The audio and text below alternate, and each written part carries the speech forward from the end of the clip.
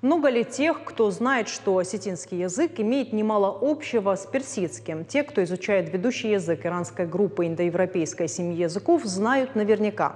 В Центре иранской культуры СОГУ проходят курсы персидского языка. Изучать фарси могут все желающие. Набирают группы 2 раза в год по уровням владения языком. На одном из занятий побывала и моя коллега Алана Томаева. Если мы хотим сказать во втором лице «дахазар», как мы какой критик поставим? Правильно. У персидского и осетинского языка больше общего, чем кажется. Об этом точно знают слушатели курса по изучению персидского языка. 2 раза в год здесь, в Центре иранской культуры СОГУ, объявляют набор для всех желающих познакомиться с языком фарси. Посещают курсы как сотрудники и студенты вуза, так и просто те, кому интересно. Слушатели в первую очередь привлекает схожесть родного осетинского с далеким персидским. Очень интересно было узнать, насколько близки наши языки, персидский и осетинский. И, к моему удивлению, очень близки. Многие слова сильно похожи, как будто и не менялись. Больше 1000 лет, если так посмотреть, они друг от друга отделились и с тех пор не потеряли свои схожести.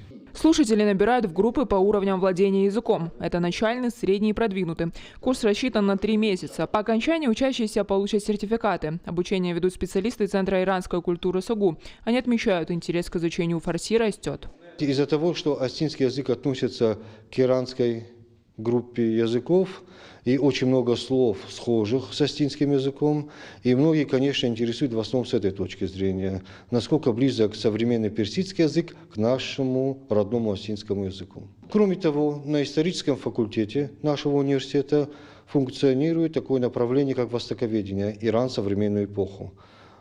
Каждый год мы набираем студентов, они обучают, у них основной восточный язык – это персидский, второй восточный язык – это турецкий. Они изучают историю, политологию, культуру народа Востока, в частности, в основном Ирана. В СОГУ есть и магистерская программа. На 2-м курсе магистранты-востоковеды проходят обучение в одном из ведущих тегеранских университетов. СОГУ активно развивает академические связи с Исламской Республикой Иран.